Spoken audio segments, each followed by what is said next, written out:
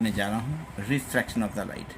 Refraction of the light का मतलब होता है the change of the path of the light when it travels from the one medium to the another medium. Okay, one medium to the another medium. जब light एक medium से दूसरे medium में travel करती है तो आप देखते हैं कि उसका पाथ क्या होता है, चेंज हो जाता है।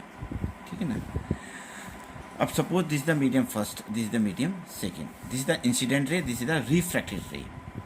ये कौन सा रे है? इंसिडेंट रे हो गई, ये होगी हमारे रिफ्रैक्टेड। और रिफ्लेक्शन में क्या था, लाइट क्या होता है उसी मीडियम में वापस बैक हो जाती थी। यहाँ पर क्या मीडियम चेंज होता है, पाथ यहाँ भी चेंज होता है। देखिए क्या कहा, refraction is the phenomena of the change of the path when light travel from one medium to the another. This is the incident ray, this is the refracted ray. आप देख रहे हैं द एंगल बिटवीन द, ये क्या normal है आपका, दोनों के जो बीच का एंगल होगा उसे हम क्या बोलते हैं, एंगल ऑफ इंसिडेंस, और ये एंगल ऑफ रिफ्रैक्शन कहलाता है आर। ठीक है ना। आप एक बात देख रहे हैं कि लाइट ट्रेवल कर रही है, रेयर से डेंसर में जा रही है, यानी एयर से किसी भी मीडियम में, यानी कि वाटर या ग्लास में जाती है तो क्या देख रहे हैं, नॉर्मल की तरफ बेंड हो रही है। नॉर्मल की तरफ बेंड हो रही है तो इसका मतलब क्या है, आई ग्रेडियंट आर हो गया। जब रेयर से डेंसर में जाएगी तो जो reflected ray always bends towards the normal. और when the light travel from denser to rare, जब डेंसर टू रेयर जाएगी तो क्या होगा, light away from the normal. ये देखिए, ये सीधा आ गया, ये ऐसे हो गया। देखिए this is the I, this is the R. ये डेंसर है, ये रेयर हो गया, रेयर। ओके, ये रेयर है, ये डेंसर है, ये डेंसर है। रेयर का मतलब एयर से मेरा मतलब होता है। ओके, आप देख सकते हैं यहाँ पर, यहाँ एयर लिख देना हम लोग, ये गिलास लिख दिया मैंने। ओके, यहाँ एयर लिख दिया, यहाँ गिलास या वाटर कुछ भी देख सकते हैं आप। तो ये इसका है। इसमें दो लॉ यूज़ करते हैं हम लोग, समझ आ गई मेरी बात। क्या कहा, अगर हमारी लाइट एयर से डेंसर मीडियम में एंटर करती है तो नॉर्मल की तरफ बेंड होती है, और जब light travel from the denser medium to rare medium तो it's away from the normal.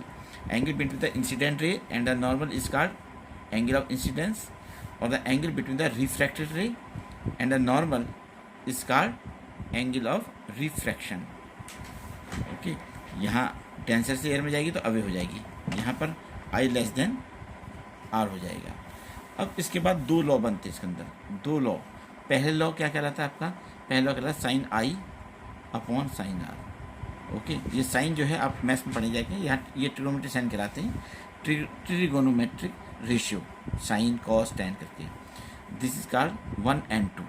1 and 2 का मतलब है जब लाइट वन मीडियम से सेकेंड मीडियम में एंटर करती है तो the angle of the sine का ratio the angle of the reflection का जो साइन है उसका जो रेशियो कहलाता है वो कांस्टेंट कहलाता है। क्या कहा, फिर दोबारा सुनिए, the ratio of the sine of the angle of the incident to the sine of the angle of reflection is constant. This constant is also known as 1 and 2। 1 and 2 मतलब होता है refractive index of medium 2 with respect to medium 1। फिर दोबारा सुनिए, the refractive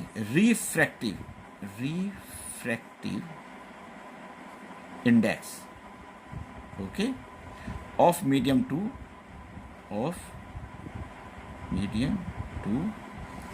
with respect to medium 1। Okay, this is the Snell law। This law is also known as Snell's law। Okay, दूसरा हमारा law कहलाता है द इंसिडेंट रे, ये आपकी हुई, एंड रिफ्रैक्टेड रे, ये हुई आपकी, and normal lie on the same plane. Okay, these are called law of refraction. ठीक है, उसके बाद आता है कि ये ऐसा होता क्यों है, रिफ्रैक्शन काज क्या है। तो आप सीधे कह सकते हो the main cause of refraction is the speed of light is different in different medium. अगर मैंने आपसे शुरू में भी कहा था तो स्पीड ऑफ लाइट कितना होता है, 3 × 10⁸ मीटर पर सेकेंड। ओके, ये speed of light in air और वैक्यूम। अगर किसी मीडियम में लाइट ट्रेवल करती है जैसे गिलास में या वाटर में, ग्लिसरीन में, तो समझ जाना उसकी स्पीड क्या है, डिक्रीज हो जाती है। ठीक है ना, स्पीड डिक्रीज हो जाती है, पर जब डेंसर से एयर में आएगी तो वहाँ पे स्पीड उसकी इंक्रीज कर जाएगी। ठीक है ना, ये बहुत इंपॉर्टेंट चीज़ को आप समझना है। अब इसके बाद आता है टॉपिक आपका what is the lens. What is the lens. Lens के बारे में आपको पता होना चाहिए, लेंस होता क्या है, व्हाट इज द लेंस। तो मैं आपको बता देना चाहता हूँ, lens is a transparent medium. Lens is a transparent medium which is bounded by two spherical surfaces at least one of which is curved। Okay, ये भी इसकी डेफिनेशन है। आप दूसरे वे से भी इसको डिफाइन कर सकते हैं। Okay, what is the lens, आप कह सकते हैं lens is a transparent medium, okay, bounded by two spherical surface, या दोनों स्पेरिकल हो, और one spherical surface and other plane surface. समझे, या तो दोनों स्पेरिकल हो या एक स्पेरिकल हो और दूसरा प्लेन सरफेस होता है, लेकिन होना कैसे चाहिए, ट्रांसपेरेंट होना चाहिए। ओके, अब यहाँ पर आपके पास दो प्रकार के लेंस आप पढ़ेंगे, ठीक है ना। नंबर 1 पहला लेंस पढ़ते हैं आप, कॉन्वेक्स लेंस। कॉन्वेक्स लेंस की पहचान क्या है, इस प्रकार के लेंस आप छू के बता सकते हैं कि this lens are thick in the middle and thin at the edges. किनारे पे पतले होते हैं और बीच में थिक होते हैं। जबकि दूसरा लेंस कैसा होता है, कॉनकेव लेंस। कॉनकेव लेंस में देखें आप, क्या देख रहे हैं, फिगर में देखिए आप क्या देख रहे हैं आप कॉनकेव में, ये कॉन्वेक्स लेंस है, कॉन्वेक्स लेंस, ये कॉनकेव है, कॉनकेव लेंस। ओके, ये क्या होता है, कॉन्वेक्स बीच में थिक होता है, किनारे पे थिन होता है। ये बीच में थिन होता है और किनारे पर ये थिक होता है। ये पहचान इस कॉनकेव लेंस की। इसका दूसरा नाम एक और आता है, इसे हम कन्वर्जिंग लेंस भी कहते हैं, कन्वर्जिंग लेंस ये भी कहते हैं। इसका नाम क्या है, डाइवर्जिंग, क्या कहते हैं, डाइवर्जिंग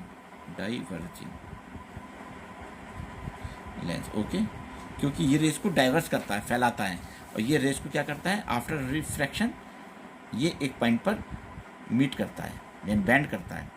इसलिए इसको दूसरा नाम क्या है, कन्वर्जिंग लेंस, इसका नाम क्या है, डाइवर्जिंग लेंस। ओके, ठीक है ना, इसको आप ध्यान से समझिए और फिर बताइए इसके बारे में जो प्रॉब्लम आती है।